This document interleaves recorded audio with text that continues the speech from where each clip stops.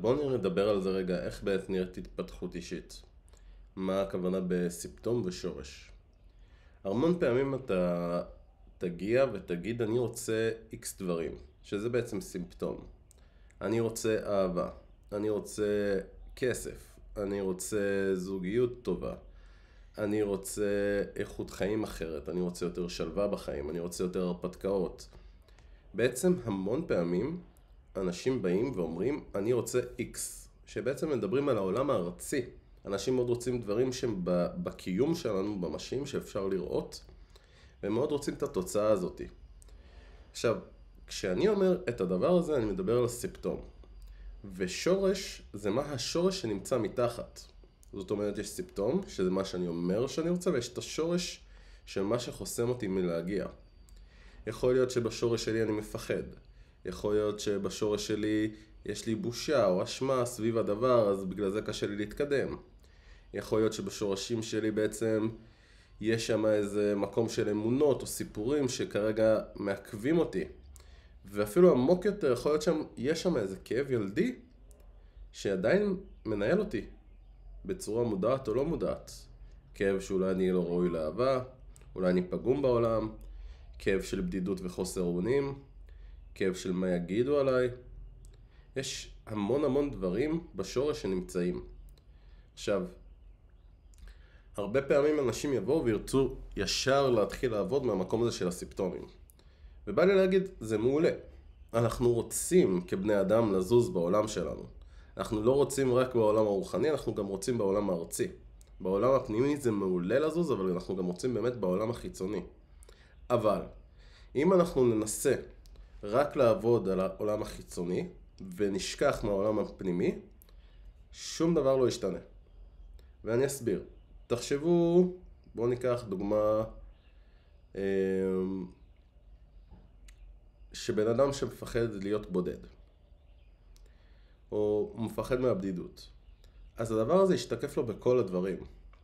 בין אם זה מול נשים, יכול להיות שהוא ירצה יותר תשומת לב. או אם זה אישה, יכול להיות שהיא תהיה יותר בתלות על הגבר שלה, כי היא ממש לא רוצה להיות לבד. ויכול להיות באמת שמול העסק, אז היא תרגיש שמאוד בודדה, ואז היא לא תרצה להתקדם בעסק, כי בעצם העסק מעכב אותה, או אותו.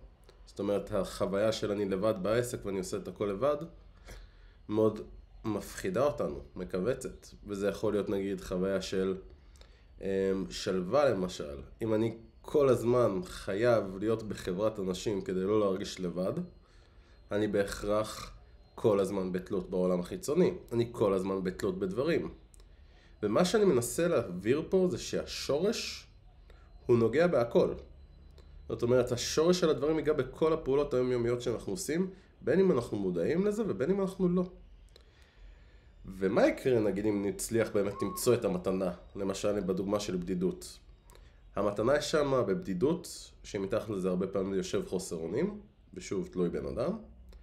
יכול להיות שנפגוש שם את המתנה של אינטימיות, האינטימיות מול עצמי, האינטימיות מול הקולות שלי, הזהויות שלי.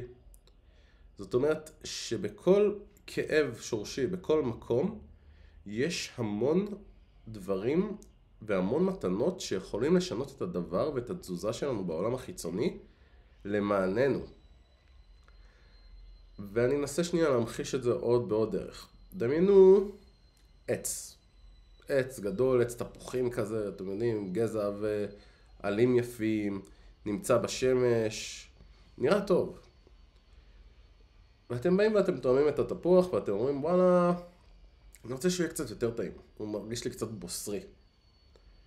מה תעשו? זאת אומרת, מה אנחנו עושים? אנחנו בעצם נלך לאדמה שלו, לשורשים. נתחיל לטפל בבסיס. בעצם אנחנו נתחיל להשקות יותר טוב, אולי נדשן אותו, אולי נדאג לו לסביבה יותר פוריה. אנחנו גם נדאג לסימפטומים, שזה התפוח, הפירות, אנחנו בעצם גם נדאג לדבר הזה. נדאג שלא יהיה תולעים בדבר, אולי נדאג בעצם נמקם אותו בצורה שהשמש תגיע אליו יותר טוב. אנחנו נדאג בעצם אולי לרסס את העלים ביותר מים, ללחות, אנחנו נתחיל לדאוג גם לשורש וגם לסימפטומים. אבל בהוויה, הדבר היותר חשוב מבין השתיים זה השורש. זה לא אומר שאנחנו לא רוצים לדאוג לעצמנו בעולם החיצוני, זה לא זה. אבל זה ההבנה שהבסיס היא מאוד חשובה. זאת אומרת, אם הבסיס של העץ לא נמצא, אז זה לא משנה.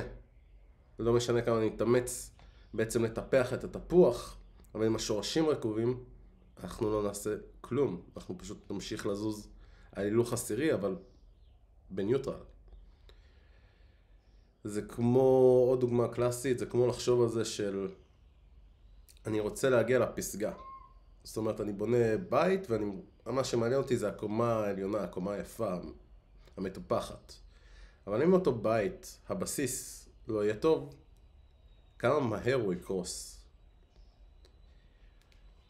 אז דווקא מהמקום הזה, מהמקום שאני מסתכל על הדברים, חשוב לעבוד על הבסיס, וגם חשוב לעבוד על הסימפטומים. אבל דבר ראשון, זה קודם הבסיס, זה קודם השורשים.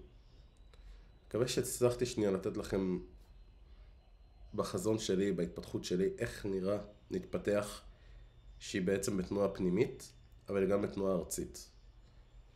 תראה בסרטון הבא.